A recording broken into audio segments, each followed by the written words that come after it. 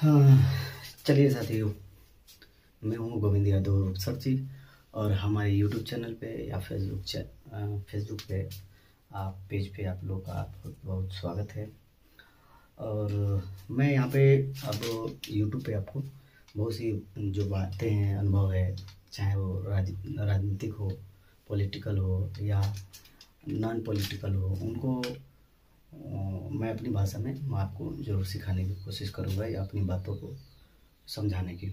और सबसे बड़ी बात आपका यहाँ पे है कि मैं थोड़ा राजनीतिक अगर नाम लिया हूँ तो लोकसभा चुनाव को लेके अभी आपसे चर्चा करना चाहता हूँ कि अभी लोकसभा चुनाव हुआ है और यहाँ पे तमाम दो मैं चूँकि लोकसभा सीटें तो ज़्यादा है, लेकिन मैं दो लोकसभा सीटों पे चर्चा करूँगा। एक देवरिया लोकसभा सीट जिसमें इंडिया गठबंधन के प्रत्याशी रहे श्री अखिलेश प्रताप सिंह जी, जो कि बहुत ही शानदार चुनाव लड़े। लेकिन फिर भी मैं चूँकि उन्हीं के लोकसभा क्षेत्र से आता हूँ तो मैं उस पर आगे चल के अभी बात करूँगा। और चूँकि पिछले और यहाँ पे जो है आपका सलेमपुर लोकसभा है जिसमें 5 आपके विधानसभा आते हैं और देवरिया लोकसभा में 5 आते हैं। तो इंडिया गठबंधन की प्रत्याशी के बारे में और जो उनके प्रतिद्वंदी बीजेपी रही उसके प्रत्याशियों के बारे में हम लोग बात करेंगे आपसे चर्चा। जो भी बातें अगर सहमत हो या सहमत नहीं हो, क्योंकि एक विचारधारा सबको संतुष्ट नहीं कर सकती है। और हम लोग जो भी समाजवादी सोच का रहता है, मतलब सबको समानता की बात करता है, चाहे कोई पार्टी हो, उसमें कोई फ़र्क नहीं पड़ता है, हम लोग अपने झंडे तले हैं। हाँ, वो समानता की बात करता हो तो हम उनके साथ रहते हैं, उनके बिना उनके पार्टी में ज्वाइन किए या बिना हम लोग उनका सपोर्ट करते हैं। तो अभी लोकसभा का टिकट मिला था श्री रामाशंकर राजभर जी को, सलेमपुर को, जो चुनाव मैंने बहुत पास से देखा, उनके लिए काम किए हम लोग और काम करने से अनुभव मिलता है। दूसरी यहाँ श्री अखिलेश प्रताप सिंह जी जो कि देवरिया के थे और वर्तमान समय में शानदार समाजवादी पार्टी के जिलाध्यक्ष व्यास यादव जी, जिनके नेतृत्व में इतना बड़ा समाजवादी पार्टी ने कम से कम एक आपको सीट सलेमपुर का लोकसभा को दिया। और इसका व्यास यादव जी का नाम इसलिए लिया जाना चाहिए क्योंकि उन्होंने जिताऊ कैंडिडेट दिया। चूँकि आपका इस देवरिया लोकसभा में आपका जो बीजेपी का कैंडिडेट था पिछला, जो वो 2.5 लाख वोट से जीता था, रामापति राम त्रिपाठी जी। और वर्तमान में जो शशांक मणि जी हैं वो भी मात्र 34,000 तक, 30,000 मतलब ज़्यादा 34,000, 33-34,000 वोटों से वो जीते हैं। मतलब 2.5 लाख जनता ने वोट दिया है, 2.5 लाख ज़्यादा वोट लगभग। और कुछ चूँकि अखिलेश प्रताप सिंह जी की कुछ बातें अभी लेकिन मैं चर्चा करूंगा। और सलेमपुर में लगभग पिछले लोकसभा चुनाव 2019 में श्री रविंदर कुशवाहा जी को 1.5 लाख वोटों से जीते थे और उनके पीछे समाजवादी पार्टी का कैंडिडेट रहा। लेकिन अब क्या है कि यहाँ पे टिकट जैसे मिला है रामाशंकर राजभर को इंडिया गठबंधन की, तो उसमें इन्होंने जीत दर्ज की है मात्र 3,000 वोटों से।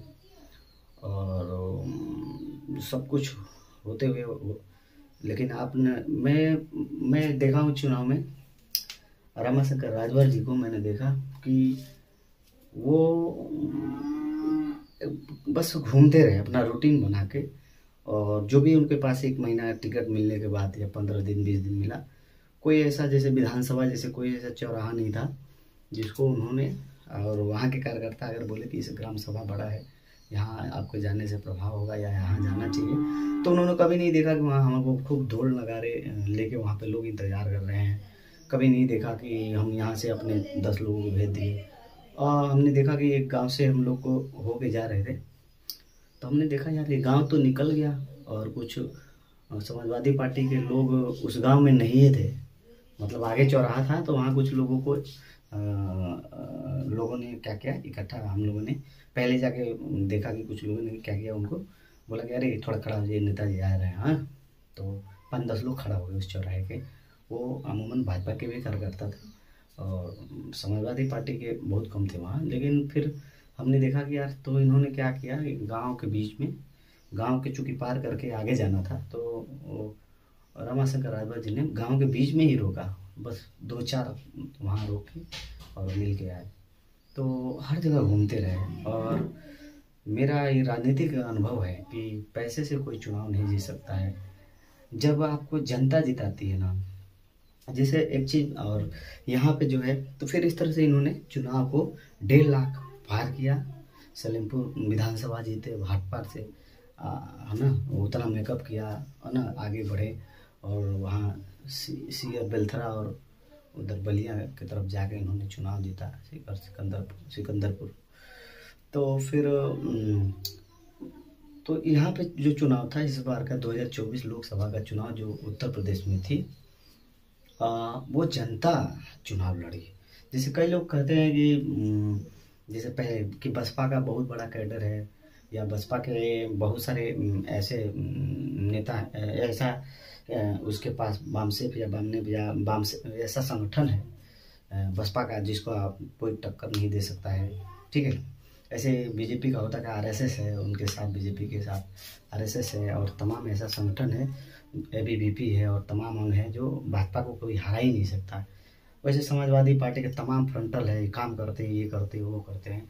तो ये सब जो संगठन बना है, ठीक है, एक अध्यक्ष कम से कम नहीं होगा तो 10 अध्यक्ष अगर पूरे ज़िले में हो, केवल 10 फ्रंटल का या किसी भी चीज़ का 10 अगर हो तो 10 इकट्ठा होकर एक पुतला जला सकते हैं, विरोध प्रदर्शन कर सकते हैं, सरकार के खिलाफ नारेबाजी भी कर सकते हैं लोग। तो फिर वहाँ पे हाँ, तो ये रहना चाहिए। फिर हमने देखा कि, लेकिन इस चुनाव में हमने देखा कि यार समाजवादी पार्टी का जो प्रत्याशी था घूम भी नहीं पाया देवरिया लोकसभा में। सलेमपुर ब्लॉक का पड़ता है यहाँ पे, भटनी के इधर सलेमपुर ब्लॉक, वहाँ अखिलेश प्रताप सिंह जी घूम भी नहीं पाए किसी में। लगभग यहाँ 10 से 15 हज़ार वोट उनको जाता है, 10,000 प्लस हो, इसमें घूमे ही नहीं, एक भी बार नहीं आए। खैर जो भी है, चुनाव तो चूँकि जनता, लेकिन वोट नहीं आए। लेकिन माहौल इतना था कि 2.5 लाख वोट जो बैकअप था उसमें 2 लाख की मदद करना, इन दोनों का सहयोग करना, एक वोट पिंटू के लिए साइकिल पर, और हमारे नामानाथ से अखिलेश प्रताप जी के लिए पंजे को मत भूलना। हो गया। और प्रत्यारोप उसका काट देते रहे, उसका आरोप प्रत्यारोप जो भी होता है पोस्ट करने से नहीं होता है, उसका जवाब भी देना पड़ जाता है आपको, तभी तो आप निखरते हैं और धीरे धीरे सार्वजनिक होते जाते हैं। हाँ, तो फिर यहाँ पे अखिलेश प्रताप सिंह जी की हार हुई। और यहाँ पे सलेमपुर में आपका, तो वहाँ पे क्या था कि अभी एक उसमें बयान आया है श्री पूर्व सांसद श्री रविंद्र कुशवाहा जी का। तो चूँकि ये भाजपा के लोगों का हार कैसे हो गया यहाँ पे, चूँकि विधायक जो थे, हार इसलिए हो गया क्योंकि ये लोग क्या करते हैं, ऐसे समाजवादी पार्टी के जो वर्तमान में या पूर्व एमएलए या एमपी रहे हैं, उनको सीखना चाहिए कि जब जनता आपके पास कार्य करने के लिए जाती है तो आप बोलेंगे आपने तो मोदी जी को नाम पे वोट दिया,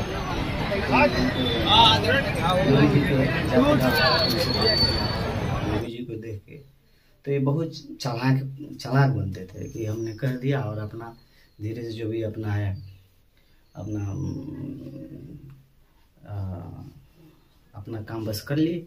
और जनता कभी पूछी रास्ते चौकी चौराहे गलियारे में या किसी कार्यक्रम में, तो बोल दिए कि आपने तो योगी जी को वोट देख के वोट दिया था, आपने तो कमल निशान को देख के वोट दिया था, आपने हम क्या काम करेंगे, आपने तो अखिलेश को देख के वोट दिया था, हाँ, या मुलायम सिंह को देख के दिया था, हमको देख के थोड़ी दिए थे। तो ऐसे लोगों का विनाश हो जाता है, चाहे वो किसी भी पार्टी में रहे, समाजवादी पार्टी में रहे, बीजेपी में रहे या किसी भी पार्टी में रहे। तो आपको हमेशा ध्यान रखना है कि आपको कैसे बैलेंस। देखिए, हमको ये लगता है कि अगर आप पढ़े लिखे हैं उसका बड़ी प्रभाव पड़ता है। तो ये सारी चर्चाएं थी। अब थोड़ा सा हम चर्चा करेंगे इसमें अखिलेश प्रताप सिंह जी के बारे में। हम गए, एक बार देवरिया गए कार्यालय में, 2 बार उनके मेन वहाँ केंद्रीय कार्यालय बना रखे थे, मेरे हाल था एक।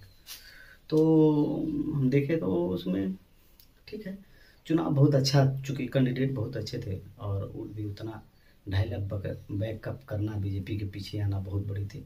और शरद प्रसाद जी तो बांसगांव से आपके, तो वो हार गए, लेकिन गजब वहाँ पे भीड़ हुआ। हाँ, और रमाशंकर राजभर जी, उनका जो राष्ट्रीय अध्यक्ष अखिलेश प्रताप, तो उनका जो टेंट लगा था वो भी टेंट बता रहा था कि इस प्रत्याशी के पास उतने पैसे नहीं हैं, और बाकी जो अखिलेश प्रताप के पास पैसे थे, लेकिन पैसे यार सबके पास रहते हैं, लेकिन सबको कमाने पड़ते हैं। तो वो चुनाव एकदम जीता हुआ, और वो जो लड़ता है वही बुझता है ना, उसको कोई भी घुमाता है, यहाँ आइए यहाँ जाइए, तो मतलब नहीं कहते, दुल्हा जो बन जाता है उसको कोई भी घुमाता है, यहाँ टिको यहाँ टिको, यहाँ प्रणाम करो वहाँ प्रणाम करो, है ना। तो वही हाल था वो, चूँकि वो तो जो घुमाएगा वो घूमेंगे 5। तो भी हम लोग रामपुर कारखाना 339 विधानसभा, है ना, तो यहाँ से हम लोग जिताए, और पथरदेवा में भी जीते, लेकिन आगे जाके वो चुनाव जो है हार गए। तो भी अच्छी लड़ाई दी, बहुत अच्छा लगा बीजेपी को इतना बैकअप पीछे हम लोगों ने टक्कर दिया समाजवादी साथियों ने। तो एक बयान आया वही सांसद जी का, श्री पूर्व सांसद और शानदार भाजपा के नेता, कहीं ना कहीं शानदार काम किए होंगे तभी तो लोगों ने जिताया है, तो कहा जाएगा शानदार। वो नहीं, पूर्व सांसद श्री रविंद्र कुशवाहा जी को, तो उन्होंने एक बयान दिया है कि हमको जो है वर्तमान विधायक विजय लक्ष्मी गौतम और पता नहीं कौन संजय यादव के जो जिलाध्यक्ष है बलिया का, वो हराया है।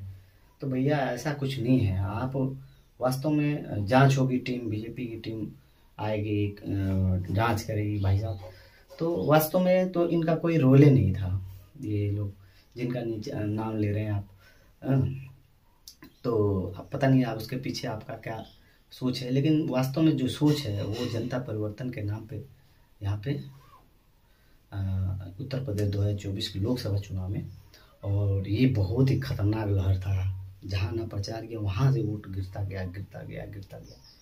तो लोकतंत्र की सबसे बड़ी ये खूबसूरती है कि ऐसा कुछ हुआ है, और हमको आपको क्या करना चाहिए, तो यहाँ पे आपको लगे रहना चाहिए, कोई दिखावा में ना करिए, बस एक रहे, हर समय दीजिए, समय देंगे तो आप हर क्षेत्र में, समय नहीं खाली पैसा से आ जाएंगे, पैसा दे देंगे तो नहीं।